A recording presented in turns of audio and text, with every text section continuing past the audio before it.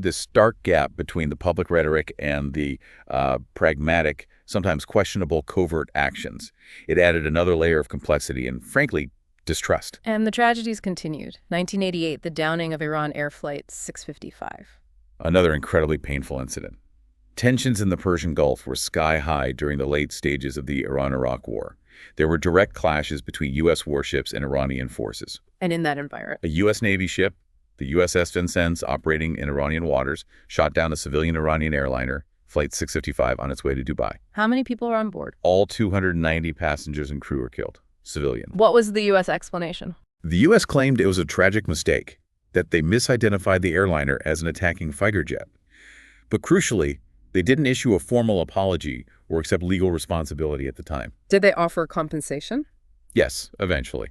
They paid about $61.8 million to the families of the victims, but without admitting fault formally.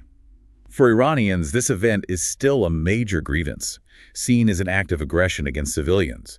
It deeply shaped their narrative. Moving into the 90s and early 2000s, it feels like the focus shifts more towards economic pressure, sanctions. Definitely. Between 95 and 96, the U.S. really tightened the screws. President Clinton used executive orders to ban U.S. companies from doing business with Iran. And Congress got involved, too. Yep. Congress passed laws penalizing foreign companies that invested heavily in Iran's energy sector or sold them advanced weapons. And the justification was still the same. Nuclear program, support for certain groups. Pretty much. The official reasons cited were Iran's nuclear ambitions and its ongoing support for groups like Hezbollah, Hamas, and Palestinian Islamic Jihad, which the U.S. considers terrorist organizations. Then comes 9/11, and the whole geopolitical landscape shifts. President George W. Bush's Axis of Evil speech in 2002, lumping Iran in with Iraq and North Korea. That was incredibly strong language, yeah. And it had real consequences. But wasn't there some behind-the-scenes cooperation even then? There was, ironically. Before that speech, and even a bit after, the U.S. and Iran had actually been quietly talking, coordinating to some extent against mutual enemies, the Taliban in Afghanistan and al-Qaeda. So the Axis of Evil speech basically killed that off. It certainly soured things dramatically. And then, later that same year, international inspectors found evidence of highly enriched uranium in Iran. Which triggered More sanctions, naturally. It just reinforced this cycle. Iranian actions perceived as threatening, followed by Western, particularly U.S., sanctions and pressure, often overshadowing any quiet diplomacy that might be happening. Which leads us towards the mid-2010s and maybe the biggest diplomatic effort yet. The Iran nuclear deal, the JCPOA. Right. Under President Obama, starting around 2013, there were these intensive, high-level negotiations. Not just U.S.-Iran, but involving other major world powers, too. Who else was involved? China, Russia, France, Germany, the U.K., and the EU. It was a multilateral effort. And in 2015, they reached the deal, the Joint Comprehensive Plan of Action. And the basic trade-off was? Iran agreed to significantly limit its nuclear activities crucially, capping uranium enrichment at a low level, 3.67%, far below weapons grade, and allow more intrusive inspections. In return, international sanctions, those crippling economic sanctions, would be eased. It really felt like a breakthrough moment, potentially charting a new course. It did seem like a major step towards de-escalation, a way to manage the nuclear issue through diplomacy rather than just pressure or conflict. But it didn't last long. Enter the Trump administration. Indeed. President Trump had been highly critical of the deal, along with Israel.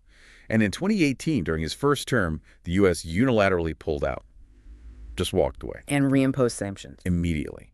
Slapped back all the previous U.S. sanctions and even added new ones, the maximum pressure campaign. And Iran's reaction. Well, without the promised sanctions relief, Iran declared it was no longer bound by the deal's limits either. They started ramping up their nuclear activities again, enriching uranium to higher levels, closer to what they were doing before the JCPOA.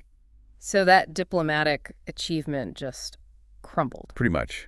It really showed how fragile these big international agreements can be, especially when key players change leadership or policy direction so drastically. It reversed course dramatically, ratcheting tensions right back up. And the tensions kept escalating into direct confrontations. In 2020, the U.S. assassinated General Qasem Soleimani. Yes, a massive event. Soleimani was the head of the Quds Force, the elite overseas operations wing of Iran's Islamic Revolutionary Guard Corps, the IRGC. A very powerful figure. And the U.S. killed him in a drone strike in Baghdad. Correct. The Trump administration had designated the entire IRGC, including the Quds Force, as a terrorist organization the year before, Killing Soleimani was a major escalation. Did Iran retaliate? Yes, they launched missile strikes against U.S. bases in Iraq, housing American troops. It showed they were willing and able to strike back directly at U.S. assets. Okay, fast forward a bit. According to the sources we're looking at, there was another attempt at negotiation, maybe around March 2025, Trump sending a letter. Apparently so. A letter directly to Iran's supreme leader, Ayatollah Khamenei, proposing new talks on the nuclear issue, but with a tight deadline, like 60 days. How was that received? Khamenei publicly rejected it. He framed it as the U.S. trying to impose demands, not genuinely negotiate. But talks happened anyway. It seems some unofficial talks did get started, possibly in Oman and Italy, with Oman acting as a go-between. Trump even sounded optimistic publicly, saying they were very close to a deal, and reportedly warned Israel not to launch strikes while talks were ongoing. What was the sticking point this time? Iran expressed some optimism too, but they insisted, as they always have, on their right to enrich uranium, even for civilian purposes. That remained a fundamental disagreement. And then things went sideways. Dramatically. Just as the sixth round of these talks was about to happen, Israel reportedly launched major strikes across Iran. And the U.S. response. Following the Israeli strikes, the U.S. then conducted its own bombing raids on 3 key Iranian nuclear facilities, citing security concerns and the need to defend Israel. Wow. So talks collapse, followed by military strikes from both Israel and the U.S. A rapid, dangerous escalation involving multiple players. It really highlights how interconnected everything is in the region and how quickly diplomacy can be overtaken by conflict. It does make you wonder, after all this history, what could possibly change the dynamic? It's quite a journey we've traced. From that 1953 coup laying down roots of distrust. Through that brief, surprising nuclear cooperation. 79 revolution changing everything, the hostage crisis, backing Iraq. The sponsor of terror label next to secret deals, the tragic downing of the airliner. Then the cycle of sanctions, the axis of evil, the hope of the JCPOA, its collapse. And right up to assassinations and direct military strikes in recent years. It's a clear pattern, isn't it? Deep distrust, cycles of conflict, attempts at diplomacy that often falter. And understanding that whole sweep, that deep history, it really is essential if you want to make any sense of what's happening today, right? To grasp the different viewpoints. Absolutely.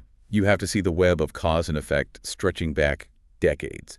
Past actions, perceived betrayals, national narratives, they all profoundly shape how both sides act and react now. So maybe the final thought for you, our listener, to chew on is this.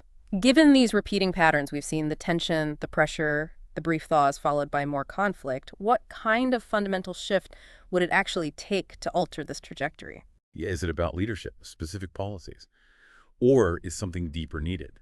Or maybe are these two nations just sort of destined to remain locked in a cycle of contention and cautious, often failing engagement? Something to think about.